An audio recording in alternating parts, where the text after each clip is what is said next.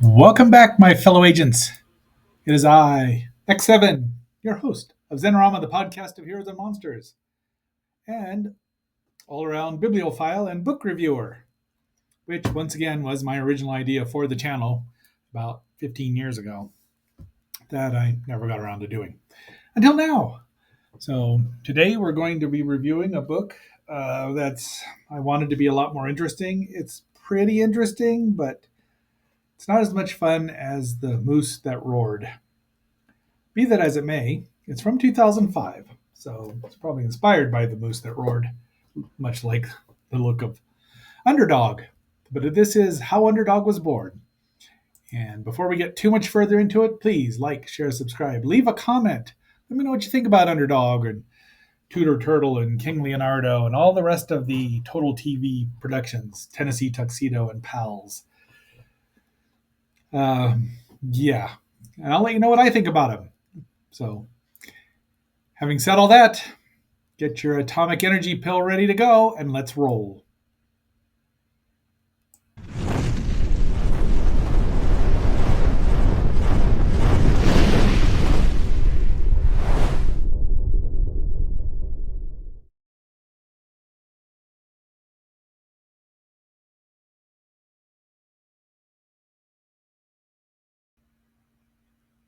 Oh yeah, we're gonna start out here, just in case Lilith sees this episode. So here's the book, which runs 200 pages, although the last 4 of them are book advertisements for their other books. It was published by Bear Manor Media. So it ran 1995, but I think I only paid about $7 for it. And well, it's good. It's historic, and there's some funny stuff in it. But as I've watched Total TV, Tennessee Tuxedo, and Underdog, I've decided that I love Underdog mostly because of that amazing theme song, which we'll see soon enough, probably at the end. And it's just the rest of the shows are average to abysmal at best, to be kind. I like Tennessee Tuxedo. Again, mostly these are the ones I saw, but everything else is just can be a little dire. And even Tennessee Tuxedo got to me after a while. So, having said all that, let's dig into the book.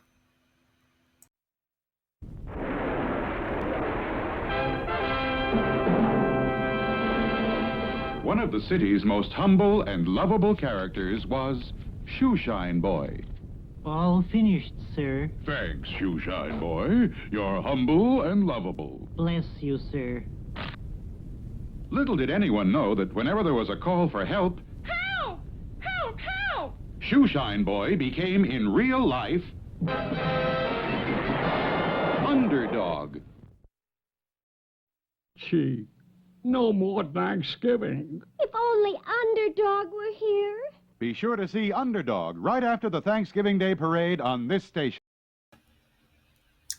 So here's the book, and on that ugly pillow. And I bought it. When did I buy it? I actually have the receipt in here. I got it from Amazon. 8 years ago. Holy crap. Went to my old P.O. box. It doesn't tell me how much I paid for it, though. It's kind of nice to know. I kind of like keeping them. Be that as it may, it's written by Buck Biggers and Chet Stover. And it's also illustrated. But I don't know who did the illustrations. I'm sure it says in here, and but I did not reread this, so sorry about that. There it is. Yeah, Bear Manor Media. Things have changed so much in 20 years, haven't they? There's that. I wonder if that's still there. I just left that in there because I thought it was cool. There's their dedication. And there's Underdog. So everything's in black and white. The book's in black and white. So I spiced it up here and there with some pictures, color pictures. I mean, it's only 5 chapters really, and with four with an index, three with yeah. So there's Firo. Or no, that's the monster at the beginning of the series when you hear the great theme song. And then this is a thing where Tom Hanks sang it to an audience, and everybody sang it with him.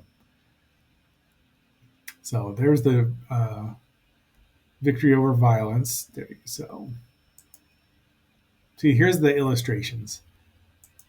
Once again, I'm sorry I did not look this up to see what it was. I just like the Superman thing about I Love Lucy, because when George Reeves was on the show and he found out Ricky'd been married to Lucy for 11 or 15 or 100 years, they call me Superman. There's Firo, who's their King Kong thing. They had aliens, underwater shows, flying saucers.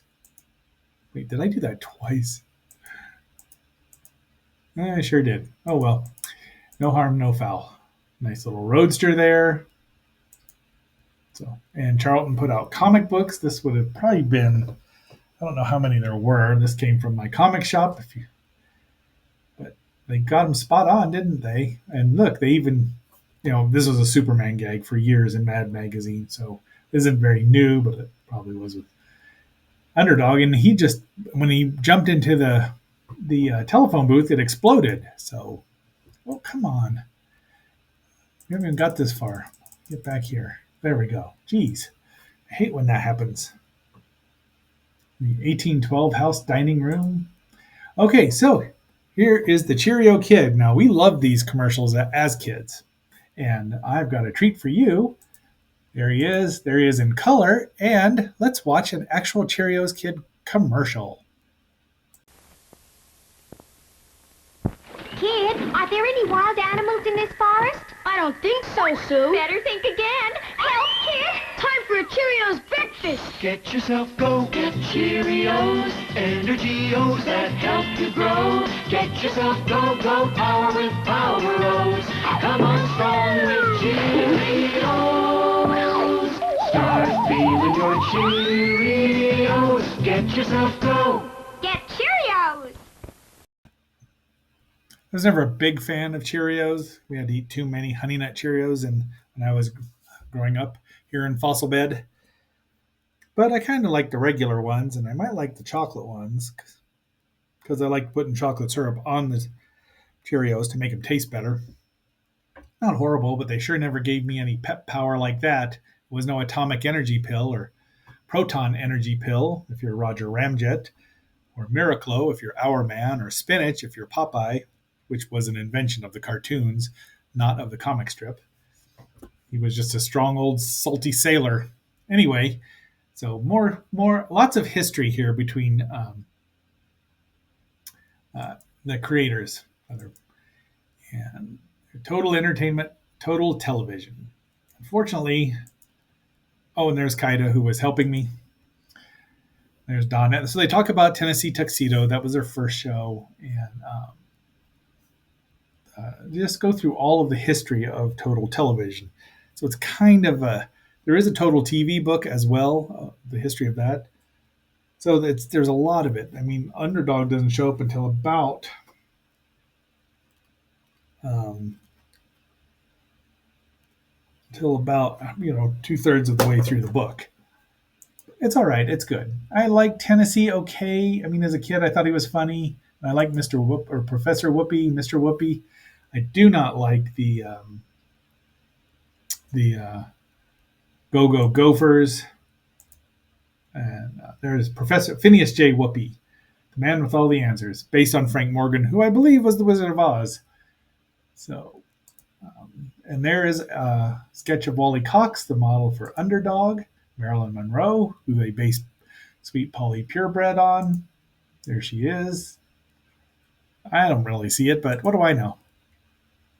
Lionel Barrymore, who was there, Simon Bar Sinister, the Joker to Underdog's Superman, or Batman, well, the Lex Luthor to Underdog Superman. And there's Cad, who was CAD. Not the smartest tool in the box. And I do like George Raft being chosen to represent Riff Raft. That was clever. And I liked him as one of the better foes. And there is the actual theme song for the Underdog show. Now, the first episode of Underdog was 4 separate individual episodes, which were, a pilot that they just put together all, to make the 2 episodes. But they're individual. That's the only time that happened. The third season, I don't even know how many seasons there were. It ran 4 or 5 years. 62 half-hour syndicated. Oh, wait.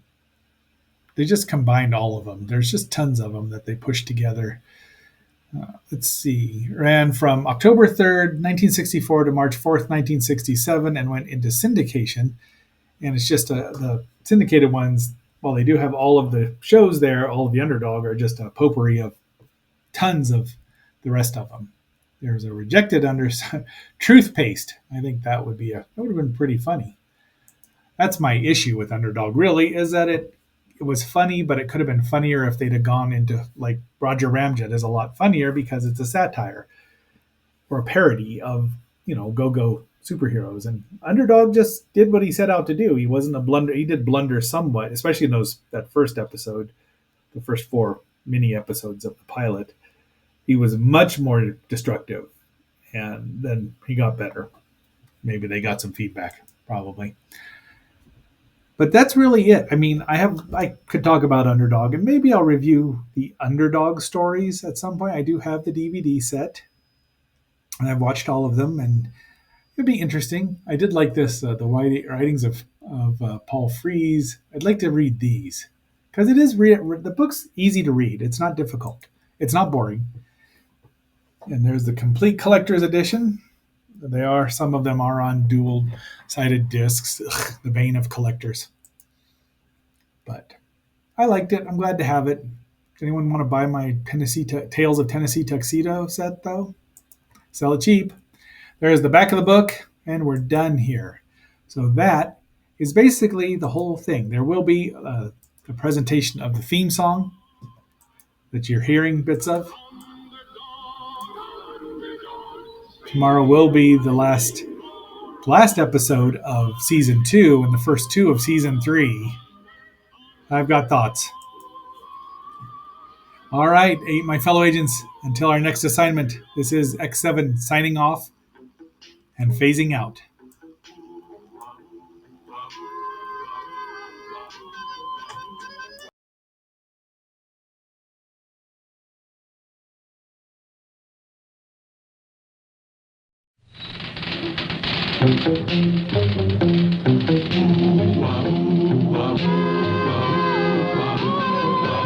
When criminals in this world appear and bring the laws that they should fear and frighten all who see or hear, the cry goes up both far and near for Underdog. Underdog.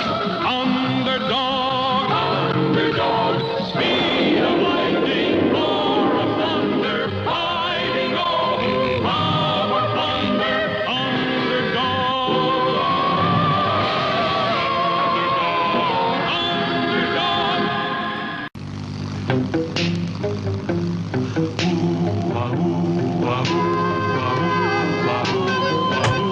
When in this world the headlines read of those whose hearts are filled with greed, who rob and steal from those who need to right this wrong with blinding speed, goes Underdog. Underdog. Underdog. Underdog. Speed of lightning, roar of thunder, fighting all who rob or plunder.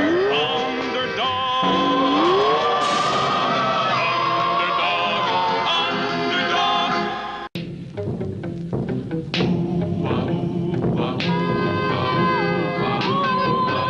When criminals in this world appear and break the laws that they should fear and frighten all who see or hear, the cry goes up both far and near for Underdog. Underdog. Underdog.